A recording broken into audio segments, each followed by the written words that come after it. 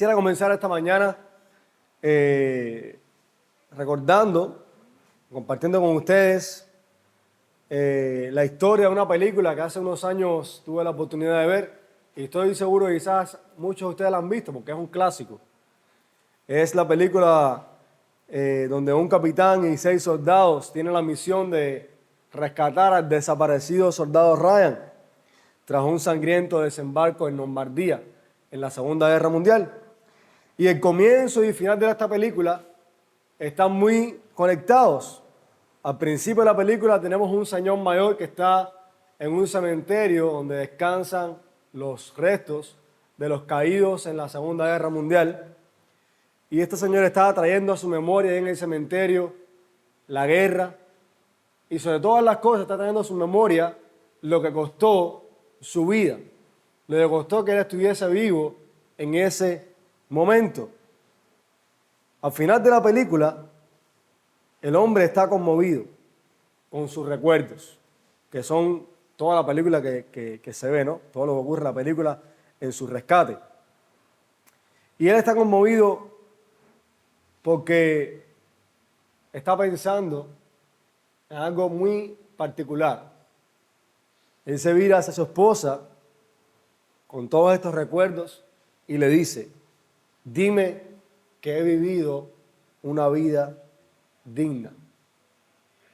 Todo lo que a este hombre le importaba es haber vivido una vida digna del sacrificio de sus compañeros, una vida digna del costo de que él estuviese vivo.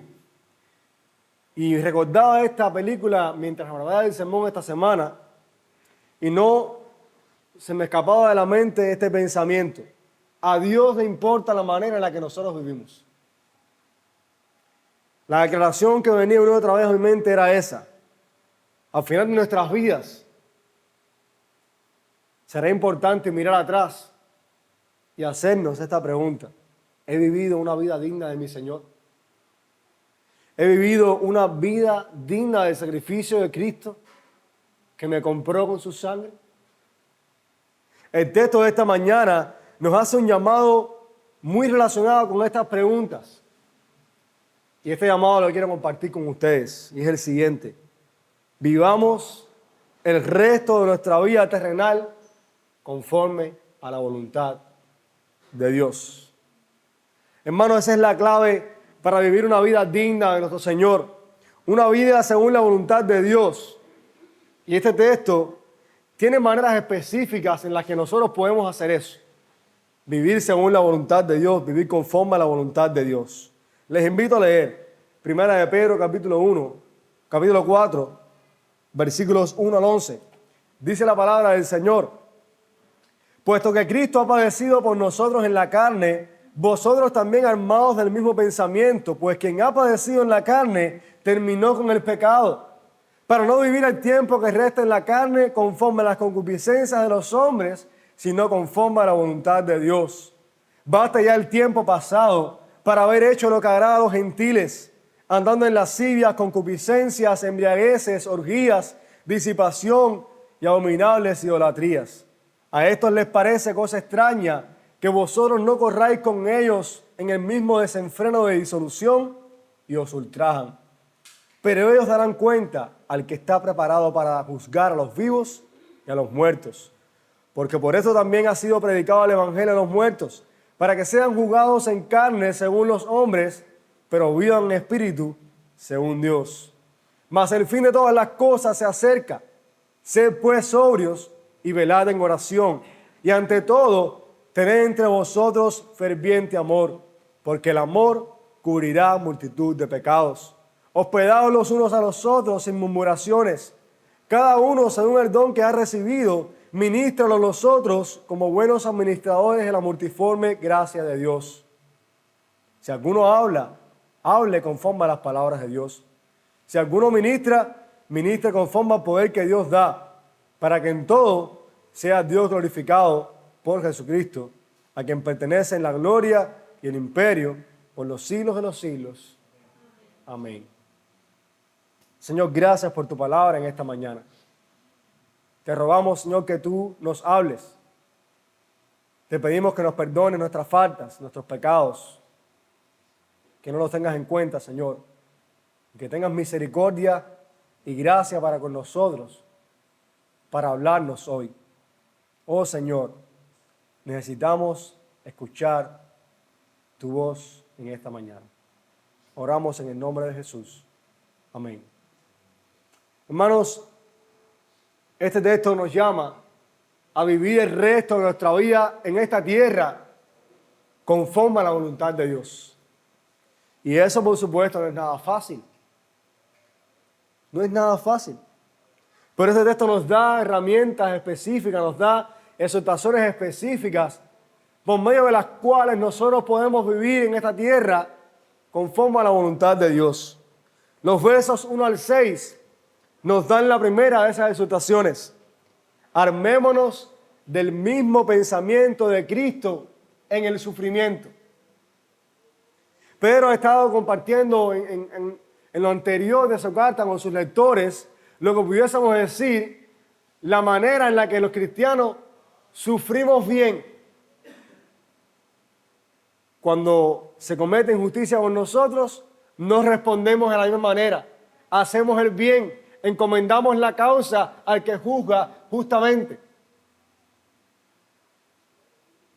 Ahora Pedro comienza la exhortación en este capítulo 4 llevándonos de vuelta a la cruz. Llevándonos de vuelta a la presencia del siervo sufriente de Dios que padeció por nosotros. Dice Pedro, puesto que Cristo ha padecido por nosotros en la carne. En esa frase, en ese pensamiento de Pedro, podemos interpretar, podemos entender todo lo que Cristo sufrió.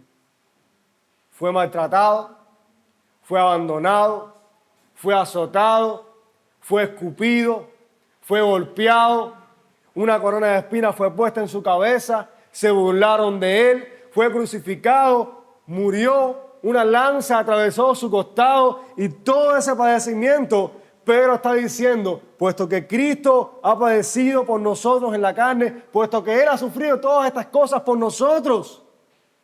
Y aquí está la exhortación. Armaos del mismo pensamiento. Con otras palabras, retengan este pensamiento, equípense con este pensamiento. Es un lenguaje de batalla. Y dice Pedro, pues quien ha padecido en la carne, terminó con el pecado. Hermanos, tenemos que entender que nosotros tenemos un llamado como creyentes, específicamente, a terminar con el pecado de nuestra vida. A romper con el pecado de nuestra vida. A eso se refiere Pedro. ¿Significa eso que no vamos a pecar más? Por supuesto que no. Las Escrituras enseñan que mientras estemos en este mundo, no seremos liberados de la presencia del pecado. Seremos liberados del poder del pecado en nosotros, pero no de su presencia. La presencia del pecado será quitada cuando estemos en gloria con el Señor. Pero eso no significa que no batallamos diariamente contra el pecado. Quien padece en la carne, quien sufre en la carne, le ha declarado la guerra al pecado. Es enemigo del pecado. Y lo que Pedro dice en el versículo 2 nos expande mucho más lo que él quiere decir. Dice, para no vivir el tiempo que resta en la carne conforme a las concupiscencias de los hombres, sino conforme a la voluntad de Dios. Hermanos, una mente que ha terminado con el pecado, un cristiano que se ha apropiado del pensamiento que tuvo Cristo en su sufrimiento, es alguien que no vive conforme a las concupiscencias de los hombres. Es alguien que vive conforme a la voluntad de Dios. Ese es el pensamiento que caracteriza al creyente. Ese es el pensamiento que caracteriza a aquel que ha padecido en la carne. Se ha declarado en guerra contra el pecado, contra las transgresiones, contra lo que no es conforme a la voluntad de Dios. Porque ese fue el pensamiento que tuvo Cristo cuando fue a morir en la cruz. Ser la voluntad de Dios, terminar con el pecado. Hermanos, ¿cómo nosotros podemos ver eso de manera práctica? Pedro continúa diciendo, basta ya el tiempo pasado para haber hecho lo que agrada a los gentiles. O como lo traduce la Nueva Edición Internacional, basta ya el tiempo pasado para haber hecho lo que agrada a los incrédulos. Quien ha terminado el pecado, quien le ha declarado la guerra al pecado, ya no vive como vivía antes, cuando era un incrédulo. ¿Y cómo viven los incrédulos? Miren lo que dice Pedro, andando en lascivias, concupiscencias, embriagueces, orgías, disipación y abominables idolatrías. Hacer la voluntad de Dios, vivir conforme a la voluntad de Dios, implica, en primer lugar, el rechazo, la renuncia al pecado que teníamos cuando no conocíamos a Cristo. Pero introduce aquí esta idea de tiempo. Habla del presente, o sea, para no vivir ya en el presente conforme a las concupiscencias de los hombres, sino conforme a la voluntad de Dios. Y ahora va hacia el pasado, basta ya el tiempo pasado. Y eso está muy conectado con algo que Pedro ya ha dicho en su carta. Con el capítulo 1, versículo 14, él le hace una situación muy similar, le dice, como hijos obedientes, no os conforméis a los deseos que antes teníais estando en vuestra ignorancia.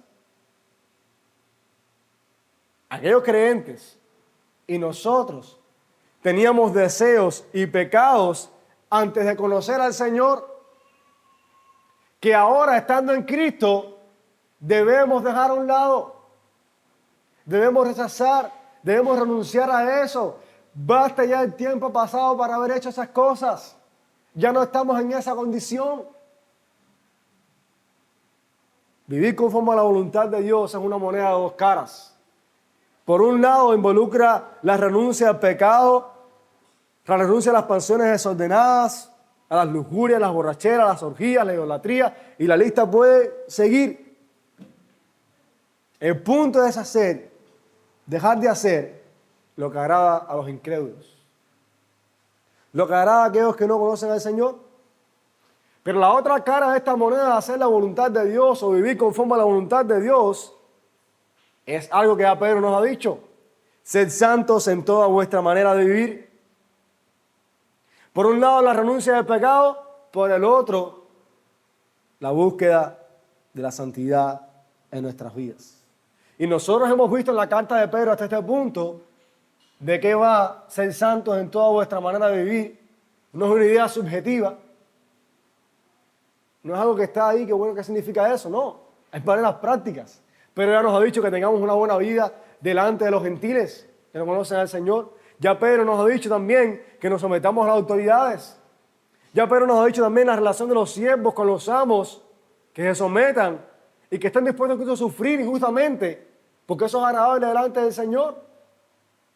Nos ha puesto el ejemplo de Cristo. Ya Pedro nos ha hablado de cómo debe ser un matrimonio, el esposo, la esposa, la sujeción, el respeto, el amor. Hermanos, esa es la manera práctica en la que nosotros somos santos en toda vuestra manera de vivir. Eso es, por así decirlo, el código de santidad de nuestra vida. Y en este texto, Pedro nos da aún más detalles de cómo luce esa vida agradable, esa vida conforme a la voluntad de Dios. Pero es importante notar algo. Pedro sabe y Pedro indica a sus lectores que vivir una vida conforme a la voluntad de Dios traerá consigo padecimiento, traerá consigo sufrimiento. ¿Por qué? Porque usted le ha declarado la guerra al pecado, a este mundo, a los incrédulos. Y eso trae consigo padecimiento. De hecho, Pedro no descarta eso. Pedro nunca descarta eso. Más bien, él nos ha dicho ya que vamos a sufrir, que vamos a padecer. Desde el mismo capítulo 1, cuando le habla de la esperanza que estos cristianos tienen reservada en los cielos, Desde ese capítulo 1 le dice, aunque por ahora tendráis que atravesar por diversas pruebas. Si usted se lee toda la carta de Pedro, desde el principio hasta el final, el sufrimiento por ser cristiano, el sufrimiento por vivir de acuerdo a la voluntad de Dios, está todo el tiempo presente. Ahora bien, ¿por qué es eso así? Bueno, escuche lo que dice el pastor Juan Sánchez. Sufrimos como cristianos porque hemos tomado una decisión consciente en contra del pecado, de Satanás y de este mundo. Estamos en una guerra, hermano. Ese es el punto. Estamos en una guerra en contra de todo lo que se opone a la voluntad de Dios. Y esa guerra la vivimos todos los días de nuestra vida. Todos los días mientras estemos en este mundo estaremos batallando con el pecado, estaremos batallando con los que no creen como nosotros y nos ultrajan, estaremos batallando contra los mecanismos, contra las ideas de maldad que se rebelan en contra de la voluntad de Dios. Fíjese que Pedro lo dice en nuestro texto, versículo 4. A esto les parece cosa extraña que vosotros no corráis con ellos en el mismo desenfreno de disolución. ¿Y qué? Y os ultrajan. En otras palabras, calumnian de ustedes, se burlan de ustedes, hablan mal de ustedes. ¿Por qué? Porque no viven como ellos viven, porque no corren como ellos corren en este mundo. Y yo estoy convencido de que aquí todos los que estamos acá, que somos creyentes, podemos dar testimonio en nuestra vida de que cuando conocimos al Señor, tuvimos amigos, familiares, compañeros de trabajo, que hicieron eso con nosotros, que se burlaron, que nos calumniaron, que nos afrentaron, que se sorprendieron de que ya no hiciéramos o no viviéramos como antes vivíamos. Cuando uno viene a Cristo, ciertamente, pierde amigos, pierde buenas relaciones, porque ya no vivimos como ellos viven. Y el mundo no puede tolerar eso. Ese es el costo, hermano, del Evangelio. Ese es el costo de vivir conforme a la voluntad de Dios.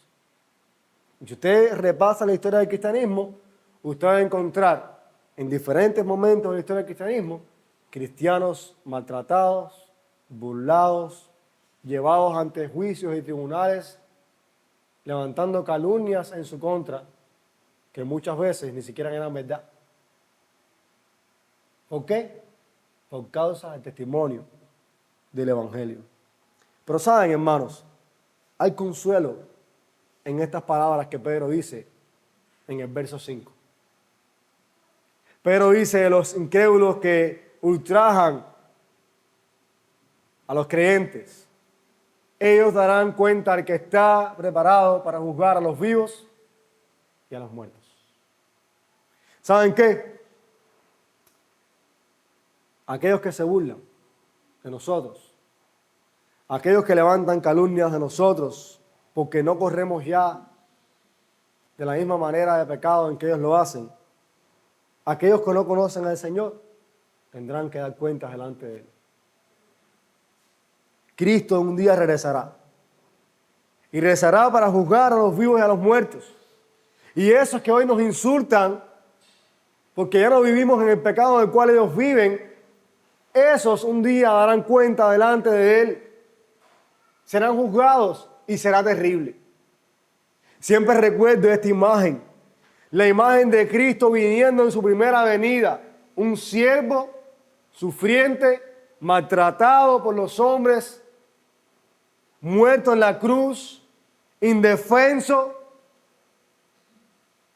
Pero también recuerdo cómo Apocalipsis nos muestra la imagen de ese mismo siervo regresando.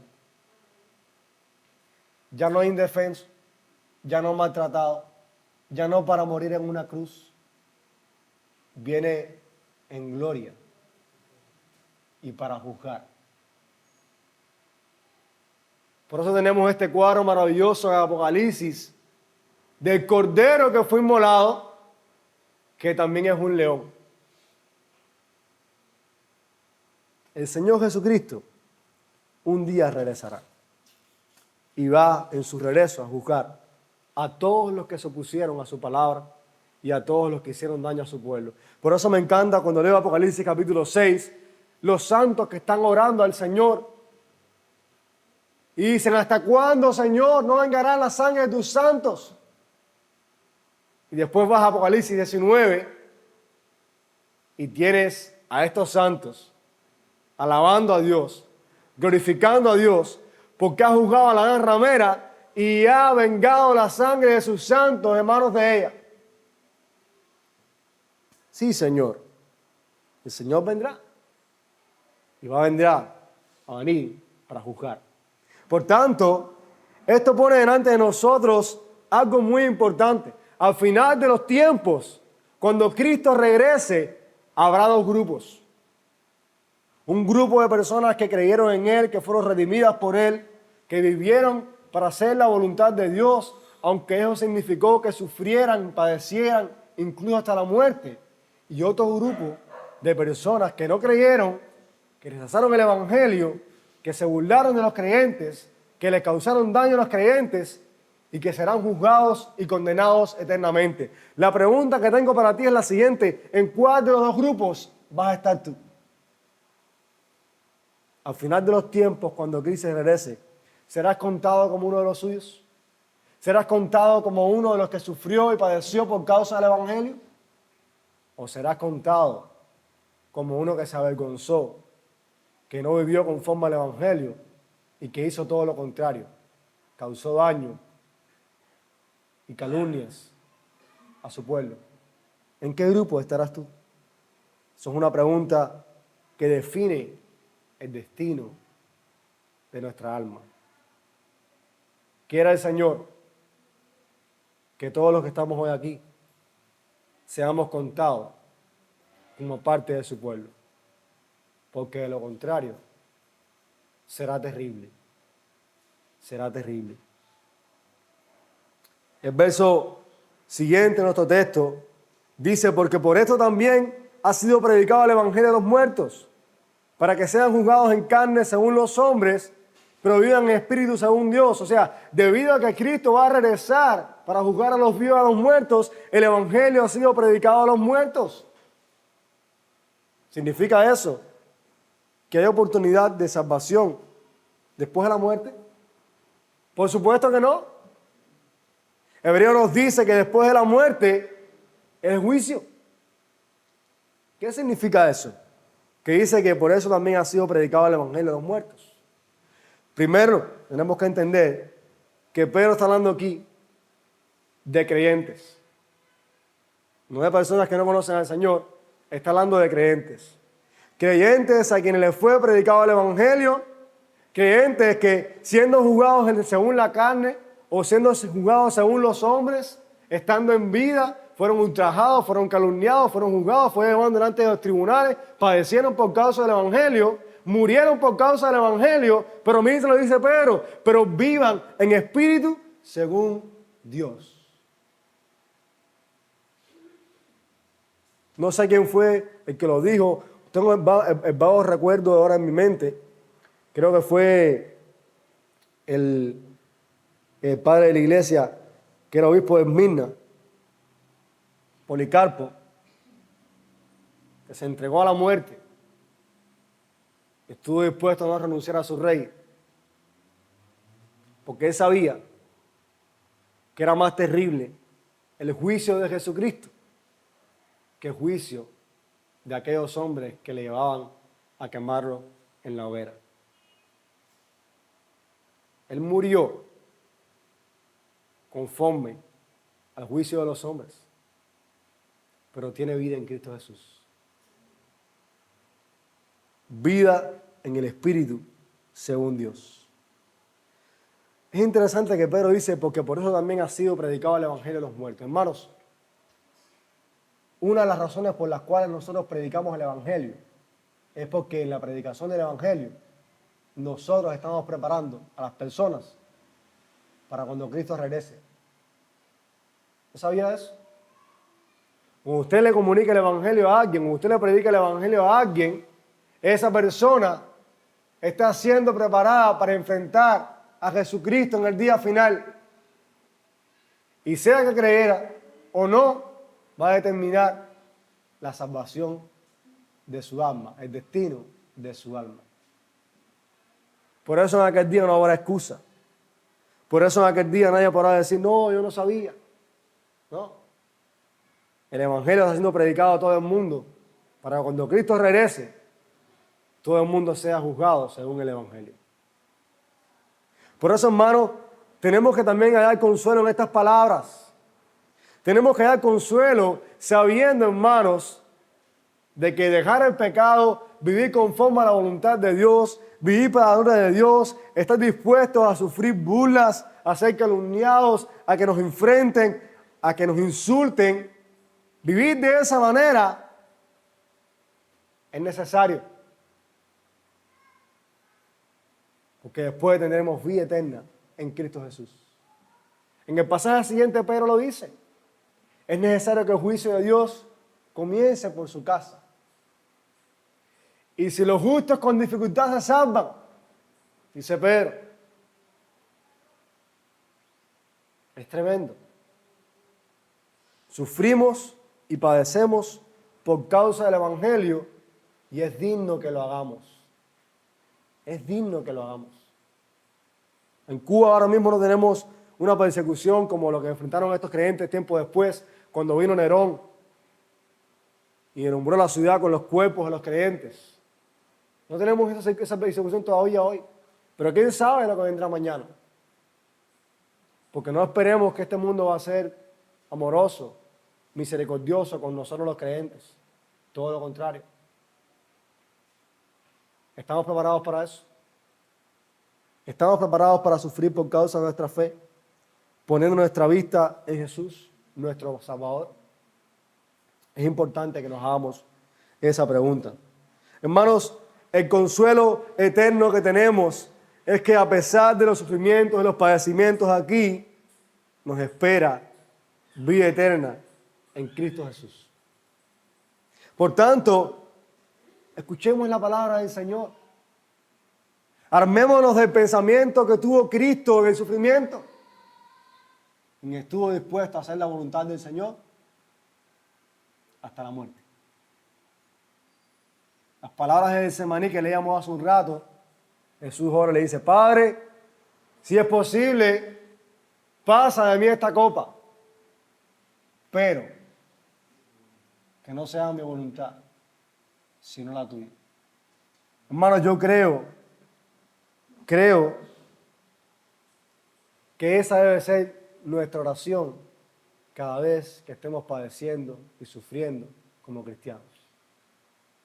¿Cómo no? Podemos pedirle al Señor, Señor, pasa de mí esta copa, líbrame de esto, pero no sea mi voluntad, sino la tuya. Recordemos 1 Pedro capítulo 1, estos padecimientos, estas pruebas, purifican nuestra fe. Nos preparan para la gloria. Ahora bien, hermanos, los versos siguientes, los versos 7 al 11, que es la segunda parte que estaremos viendo en el sermón en esta mañana, Pedro nos pone en perspectiva futura. Al lado del presente, vivamos el presente haciendo la voluntad de Dios, conforme a la voluntad de Dios. Basta el tiempo pasado para hacer lo que agrada a los gentiles, a los incrédulos. Pero ahora en el versículo 7 nos hace mirar al futuro. Mas el fin de todas las cosas se acerca. En vista de eso, hermanos, vivir conforme a la voluntad de Dios significa vivir para su gloria. Porque el fin está cerca. Y esta manera de vivir para su gloria, de vivir conforme a la voluntad de Dios, habíamos dicho con una moneda de dos caras. Por un lado la renuncia del pecado, por otro lado la práctica de la santidad de nuestra vida, que se traduce en vivir una buena vida delante del Señor, de los hermanos y de este mundo, aun cuando significa sufrir. Esa buena vida tiene aspectos prácticos. Y Pedro aquí nos da aún más de ellos. ¡Qué bendición! ¡Qué bendición que nosotros encontramos en la palabra maneras prácticas en las que nosotros podemos vivir esa buena vida, esa vida conforme a la voluntad de Dios, esa vida de santidad en toda nuestra manera de vivir. Y específicamente en esta parte del texto, los versos 7 al 11, hay 4 cosas que Pedro nos llama a incorporar a nuestras vidas. Seamos sobrios, oremos, tengamos amor entre nosotros, seamos hospitalarios, sirvámonos unos a otros. ¿En vista de qué? En vista de que el fin de todas las cosas se acerca. ¡Qué tremendo! En el capítulo 1, versículo 13, Pedro dice: por tanto, ceñid los lomos de vuestro entendimiento, sed sobrios y esperad por completo en la gracia que se os traerá cuando Jesucristo sea manifestado. En el capítulo 1 y ahora en el capítulo 4 tenemos 2 similitudes tremendas. La expectativa eterna, Cristo va a regresar, el fin de las cosas se acerca, y 2 llamados similares. Sed sobrios. Sed sobrios. Lo contrario a estar sobrio es el que está borracho. Es aquella persona que cuando está bajo los efectos del alcohol no sabe hacia dónde se dirige, no tiene un pensamiento claro. Y de esa manera viven aquellos que no conocen al Señor. Pero el llamado para nosotros los creyentes es ser sobrios, es estar alertas, es estar preparados. Y esa sobriedad, esa estar alerta, está acompañado, ¿saben de qué? De la oración. En Getsemaní, Jesús estaba orando, porque su momento, el momento de su muerte, estaba cercano. Y la exhortación para los discípulos, en los cuales se encontraba Pedro, fue: velad y orad para que no entréis en tentación. Qué interesante que Pedro, que estuvo en Getsemaní, ahora está diciéndole palabras similares a sus discípulos, a los creyentes que le escribe esta carta. Sed sobrios y velad en oración. En aquel momento en Getsemaní, la oración estaba relacionada con la muerte de Cristo, con su sacrificio. Pero aquí en nuestro texto está relacionada con su regreso.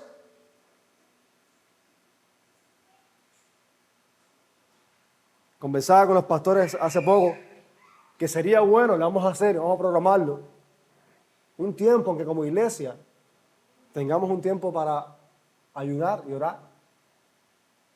Y reunirnos aquí quizás un sábado en la mañana y pasar un tiempo en oración, dependiendo del Señor, buscando al Señor, poniendo delante del Señor nuestras peticiones, recordando, estando alertas de que Cristo va a regresar. Lo necesitamos, hermanos.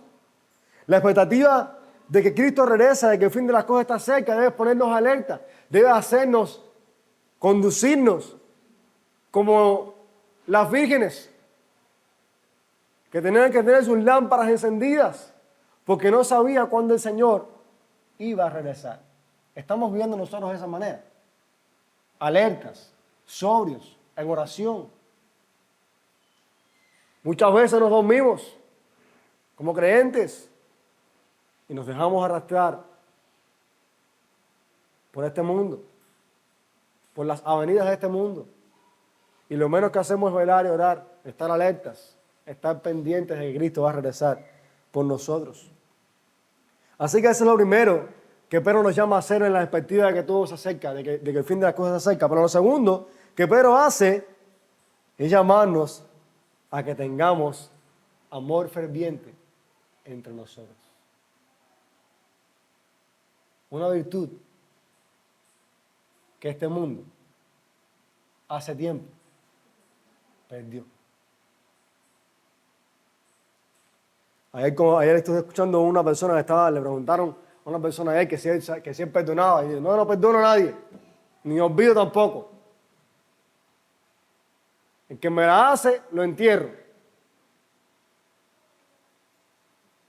Y es triste decirlo, pero en la iglesia hay creyentes que se conducen de esa manera, que se sienten ofendidos por otro hermano y en vez de buscar reconciliación, no le hablan más a ese hermano, le pasan por el lado, si el hermano viene por aquí, cruzan por allá para no cruzarse con él. Esas cosas ocurren en la iglesia, hermano. Ocurren. Porque es que tenemos pecado en nuestra vida. Pero la palabra del Señor dice acá que tengamos amor ferviente entre nosotros, porque el amor cubrirá multitud de pecados. Eso no significa que vamos a tener perdón de pecados por amarnos, porque el perdón de pecados sabemos que es por la sangre de Cristo. Y tampoco significa que con amor vamos a pasarle la mano al pecado. No. Significa que cuando alguien te ofende, no respondas con la ofensa. Cuando alguien te hace daño, no respondas con daño. Ama. Trata el pecado de tu hermano hacia ti con amor, no de la misma manera. Por eso nosotros en la iglesia entendemos que la disciplina bíblica es una disciplina de restauración, es una disciplina de amor. Cuando nosotros disciplinamos a alguien, no queremos destruir su vida, no queremos alejarnos de nosotros para siempre, a menos que sea un hereje que se fue por una falsa doctrina. Bueno, ya lo perdimos. Pero en casos de pecado, fornicación o mentira o murmuración o lo que sea, ya se ha llevado disciplina a la iglesia. La búsqueda de la disciplina es que con amor podamos convencer a ese hermano de su pecado y restaurarle. De eso se trata. El amor cubrirá multitud de pecados. Tristemente, nosotros muchas veces no respondemos a las ofensas, no respondemos a las cosas que nos hacen mal, no respondemos con amor. Ah, me hizo eso. Está bien, yo se la voy a cobrar. Es triste, pero eso pasa en la iglesia. Pero la palabra nos llama en otra dirección. Nos llama a tener amor entre nosotros, sincero, genuino, real. Un amor, hermanos, que exprese gracia y perdón hacia el otro y escuche bien, aunque no se lo merezca. ¿Me entiende eso? O sea, eso es algo completamente contracultural. Porque si alguien me hace algo a mí, yo no voy a amar a esa persona. Ese es el pensamiento del mundo. No, ¿cómo voy a amar a una persona que va a hacer daño a mí? No. Que se lo trae a la tierra. Pero no, hermanos. El amor cristiano, el amor genuino, el amor ferviente es un amor que está caracterizado por la gracia y el perdón que ha recibido en el Evangelio. Yo tengo que amar a mi hermano como Cristo me amó a mí. ¿Yo merecía que Cristo me amara? No. Por tanto, si mi hermano no se merece que yo lo amo, aún así lo voy a amar. Porque Cristo hizo eso conmigo. Y esas son las implicaciones prácticas de la santidad de nuestra vida, de que vivamos una vida conforme a la voluntad de Dios para su gloria. Tengamos amor ferviente entre nosotros. Amémonos. Pero también habla de la virtud de la hospitalidad. Hospitalidad sin murmuraciones, hospedados unos a otros. Y en este punto aquí quiero hablar de testimonio que yo mismo he podido experimentar de la hospitalidad de otras personas hacia mí. Igual solamente de dos casos específicos. Cuando Diana y yo fuimos a República Dominicana en el año 2017, no conocíamos a nadie allá, solamente al pastor Miguel. Y fuimos recibidos en casa de dos familias. Tuvimos una semana y pico en casa de una familia y la otra semana en casa de otra familia. Personas que nunca en la vida nos habían visto a nosotros, no sabíamos quiénes eran nosotros, no sabían ni lo que creíamos ni nada. O sea, no tenían nada, ningún testimonio de nosotros, solamente el testimonio de que reciban que esos son unos hermanos en la fe. ¿Y saben qué? Diana y yo nos sentimos amados, recibidos y disfrutamos de la hospitalidad tremenda de esos hermanos. Incluso hasta el día de hoy tenemos unas relaciones tremendas, o sea, nos comunicamos y conversamos. Y eso te diga, bueno, son dominicanas, porque en Dominicana las condiciones, la gente tiene condiciones. No, hermano. El segundo testimonio que tengo con él es de Cuba. Hace un año y pico fuimos a Niquero, algunos hermanos, y Edgar está aquí con nosotros. Y fuimos a hablar con hermanos, fuimos a tener comunión con hermanos que en su mayoría, excepto los líderes, quizás nos vimos una vez, nada más, No nos conocían tampoco. No sabían quiénes eran nosotros. ¿Y sabe cuál es el testimonio que nosotros tenemos en la iglesia en Niquero? Un testimonio de hospedarnos y recibirnos con amor, con gracia, con misericordia, de dar de sus recursos, fueran muchos o pocos, para que nosotros nos sintiésemos amados y como si estuviésemos en nuestra propia casa. Esa es la práctica de la piedad en la vida del creyente. Esa es la práctica de lo que Pedro está diciendo aquí. Y nosotros como iglesia necesitamos tomar esos ejemplos y hacerlo también. ¿Cuándo fue la última vez que usted fue hospitalario con alguien? Que usted le brindó sus recursos, fueron muchos o pocos, a un hermano para servirle. Hermanos, esto que estamos hablando hoy, y vuelvo a repetirlo, es contracultural. Porque toda la gente, y más en Cuba con la situación que hay, todo el mundo aquí piensa, primero, en sí mismo, como las javitas que estaban antes, hoy de las javitas, lo mío primero. Ese es el pensamiento del cubano. ¿Cómo yo voy a dar de lo mío para otra persona que yo ni conozco? Pero ese es el evangelio que nos manda a hacer, hermano. Porque eso fue lo que Cristo hizo con nosotros. Entonces, tenemos que meditar en estas cosas y decir, cuando tengo la oportunidad de servir a mi hermano, de ser hospitalario con mi hermano, de darle a mi hermano, sea mucho o sea poco lo que tengo, de ayudarle con una medicina, con una necesidad específica que tenga, no sé. Necesitamos practicar la hospitalidad en nuestra vida y hacerlo con gozo, con regocijo, sin murmuraciones, dice Pedro. No que invites a alguien a tu casa a comer y después cuando se va y se ve como come fulano.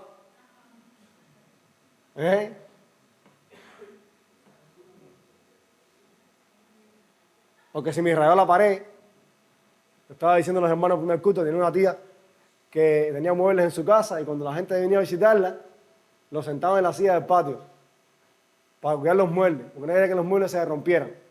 No, hermano. Y estábamos hablando precisamente de los hermanos que rindan sus casas para hospedar a otras personas, o hermanos que están viviendo sus casas para tener sus casas cultos. Eso es una bendición. Estos días conversaba con una hermana de eso, o sea, y le decía, gracias al Señor que abres tu casa para hacer esto. Y decía, un placer para mí, o sea, nosotros estamos para eso, para servir.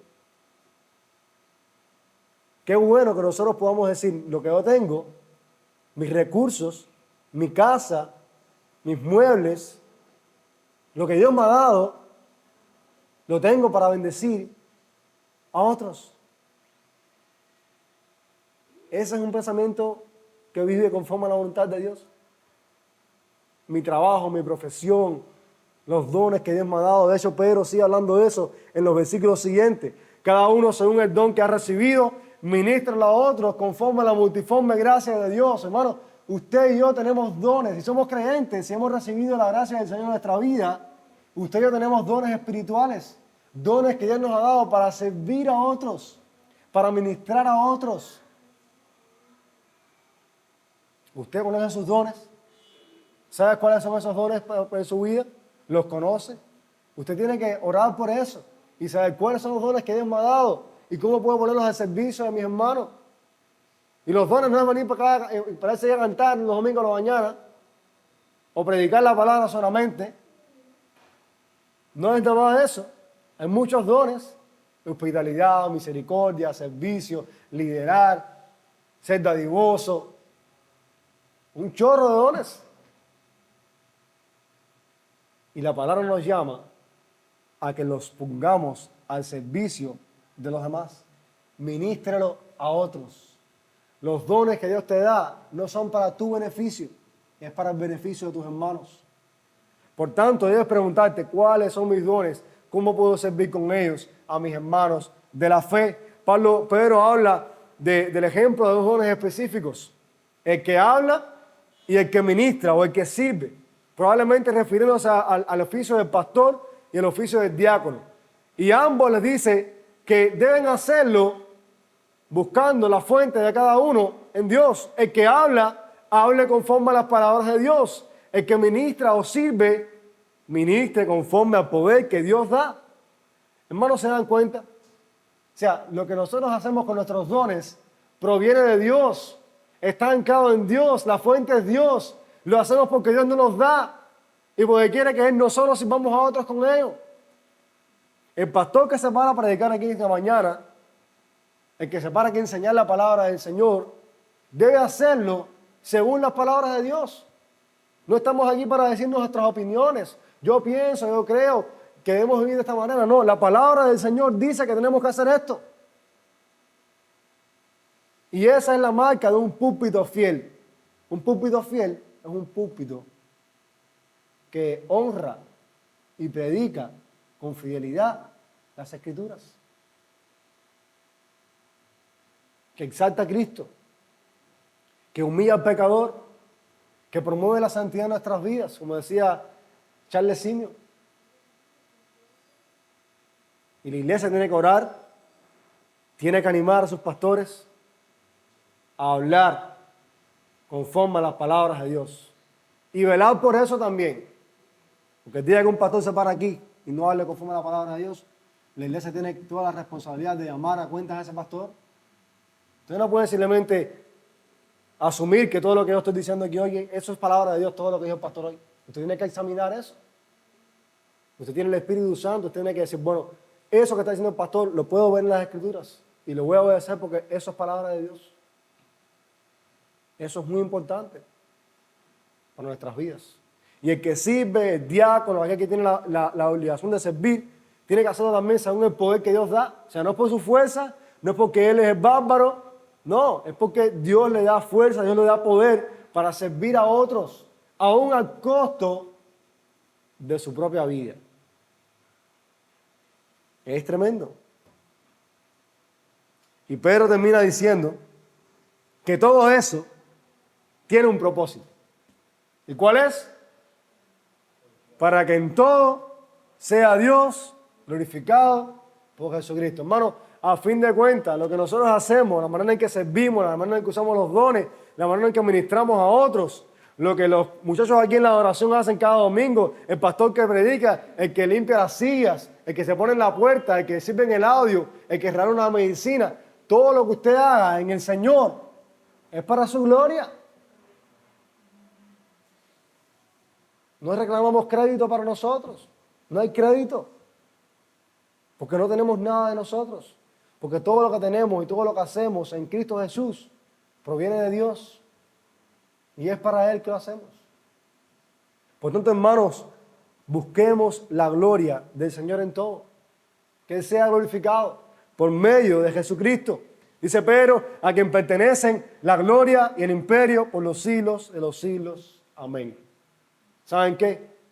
Nosotros los creyentes servimos al Rey de Reyes, al Señor de Señores, al que está sentado en el trono, al que tiene en sus manos toda gloria, todo imperio, todo poder.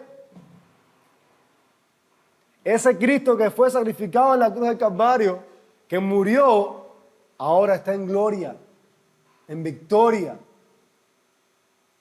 Me encanta como Pablo lo dice en Filipenses capítulo 2.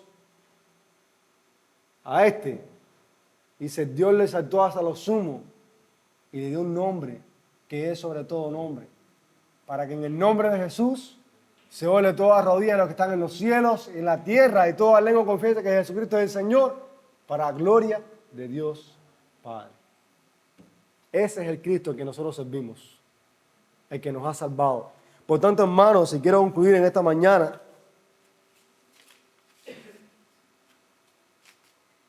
honremos al Señor. Vivamos una vida digna de Él. El señor mayor de la película que les hablé al principio, que la película se llama Rescatando al Soldado Ryan. Seguro muchos de ustedes la vieron ya.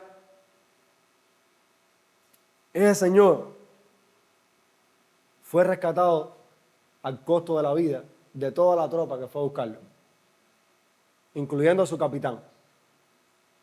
Y en el momento en que su capitán estaba muriendo, le dijo estas palabras: hágase digno de esto. Por eso al final de la película, este hombre mira a su esposa conmovido y le dice, dime que he vivido dignamente.